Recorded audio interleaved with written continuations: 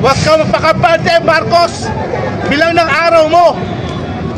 Bilang ng araw mo. Tandaan mo, si Tatay Digong ay isang tactician. Nakikita nila na lahat tayo pupunta ng Malacanang. Doon lang talaga. Kasi nung People's Power 1 at saka 2, ganyan din ang ginawa nung time na yon. Pero nagkaisa yung mga tao nun. Kung may EDSA ngayon sa Malacanang tayo dumiretso, magkaisa na tayo. Kasi yan ang nangyayari dahil sa social media, hindi tayo magkaisa. Tingnan mo yung mga vlogger natin, dinidemanda na. O itong pinakahuli, nag-leak ng gagawing daya sa eleksyon. Ididisbar. Ako hindi ko alam kung paano na ako. Baka may mga troll dito. Okay lang. Para sa bayan, kung paano ipinakita ang sample ni Digong ng Presidente Duterte. Bangag. Ma'am, ano po nararamdaman niyo sa ginawa kay Tatay Digong? Ano? Ano po nararamdaman niyo ngayon sa ginawa kay Tatay Digong? Kay Digong? Opo. Siyempre napakasakit. Kasi may kapitbahay kami na lola na rape ng isang bangag, ng isang adik. Oh, saan ba? Ngayon sinasabihin nila, humanity ang ikakaso nila kay Digong. Hindi humanity yung tama lang naman ano yun. Kaya nga dapat nga ibalik na nga yung death penalty. Mangunguna na yan mga oligarchs na yan. Saan ka? Saan ka nakakita? Delikado na talaga ako ngayon, di ba? Dahil sa mga trolls na yan. Pero hindi na ako natatakot. Tama yan, tama! Tama yan, Hindi maganda yung ginawa nila. Balik ang bitay. Dapat yan sa Malacanang na, nililito tayo, ginagawang bobo mga Pilipino. Malakas ang loob nila dahil ang mga Pilipino ngayon sa social media, nagkakalituhan. Ganyan na ganyan nangyari ng People's Power 1 and 2. Ngayon magkaroon ng People's Power 3, isahin din natin, magkaisa rin tayo. Gamitin natin ang social media. Sa Malacanang tayo. Magkaisa na tayo kasi doon tayo pinupokpok. Lahat ng mga buong mundo ngayon, sinasabi na bobo tayo mga Pilipino. Huwag natin pakita yun. May parselo na. Hindi nagdedeklara ng mersalo. Pero sa ginagawa niya, pinaparamdam niya na may mersalo. Sobra pa! Sobra pa! Nung pandemya, walang nagutom ni isang Pilipino. Kitang-kita nyo, pero ngayon walang pandemya, gutom ang tao.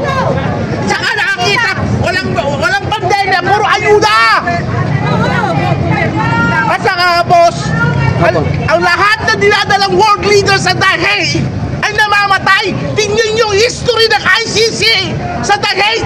Lahat ng world leader, pinapatay nila doon. Kinukonvict nila, walang naabsuelto. Pinapatay nila. Ngayon, ang gusto nila gawin kay Tatay Digong, papatayin nila si Tatay Digong, idadaan nila sa legalidad through ICC. Pero papatayin pa rin nila si Tatay Digong. Papatayin nila si Tatay Digong. Yan ang gusto nilang mangyari. Papayan pa kayo! Sir, anong nararamdaman niyo po ngayon sa pag-aresto kay Tatay Digong? Ano pong nararamdaman niyo, sir? Nakikita yung emosyon ng mga tao. Kung makikita na kung si Torre, putang ina mo! Pabalatan kita ng buhay! Tatanda rin! Putang ina mo! Gagamitan kita ng nipper! Pambalat sa'yo, tarantado! Mabasta mo rin! Sundukan tayo! Uparin mo ang uniforme mo! Sir, panawagan po sa ating mga kababayan. Panawagan ko sa kababayan natin! Simula ngayong gabi, kung kakayanin natin! Hanggang bukas, magpunta tayo sa Malacanang! Wasagin ang state! Wasagin ang state! Kinakailangan ko lang ang sulong! Magdadala sila sulong! Duterte! Duterte! Wasagin ang Malacanang! Huwag tayong pumayag! Huwag tayong pumayag! Saka nakakita gumagana ang hustisya ng ating bayan! Pero ang ginawa ni Bangag, pinagkanunon niya tayo sa mga foreigner! Pinagkanunon tayo, ibinenta tayo para lang niya makuha ang mga pera niya. Iniwan na kanyang tatay na ninakaw din! Sir, mensahe mo kay Bongbong Marcos. Bongbong Marcos! Pinagkatiwala ka namin isang beses. Unang-una, iniisip namin, babawiin mo ang pangalan ng isang Marcos. Pero ang ginawa mo, Pinatunayan mo lang kung paano kadlimonyo ang isang Marcos tulad mo! Udon! Putang ina mo, Marcos! Ina mo, Marcos! Marcos resign! Marcos resign! Marcos resign! Marcos resign! Marcos resign! Marcos resign! Marcos resign! Baka na, Marcos! Wala kang kwenta! Sir, anong gusto mong sabihin kay Tatay Digong ngayon? Tatay Digong, huwag kang mawawala ng pag-asa. Kung aabutan ka ng iyong oras sa Netherlands, Ya Allah, Ya Rabbil Alamin, ikaw na pong bahala sa aming mahal na Tatay Digong. Papasukin mo siya sa pang-8 gate ng Jannah, ng Paraiso. Ang pang-8 gate ang pinakamataas na level ng Paraiso sa aming mga Muslim. At yan ay ibibigay ni Tatay Digong. Dahil sa panahon ni Tatay Digong, milyong-milyong buhay ang sinagip niya mula sa mga durugista.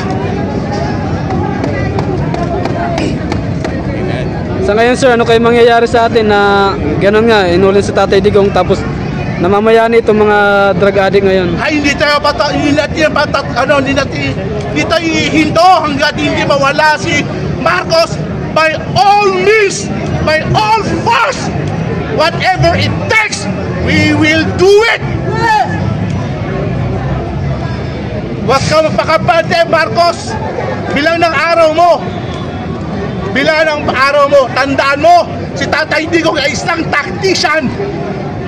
Hindi mo siya matatalo sa isang laro. Nilalaro mo ngayon. Grabe, hindi nyo kinilala ang Supreme Court. Tore, hindi mo kinilala ang Supreme Court. Pero na palang DRO. Putang ina ka.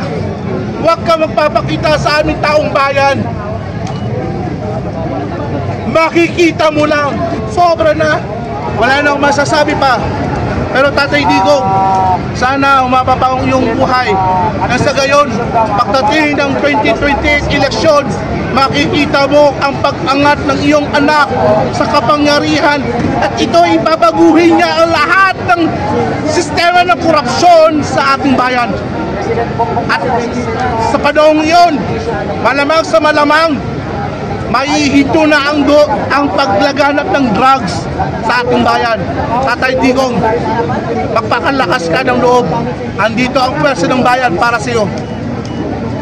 Sir, baka meron kang gustong sabihin sa ating Vice President Inday Sara Duterte. Madam Vice President, nakita niyo naman po ang pagmamahal namin para kay Tatay Digong.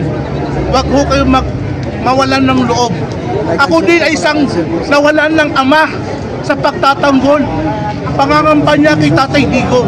Ganyan namin kamahal si Tatay Digong. Naramdaman ko kung paano nawalan ng isang ama. Alam ko po, Vice President, na kung sakali mawalang iyong ama, andito kami. More than 30 million Filipino people are loving you, admiring you, and adoring you. Thank you so much, sir.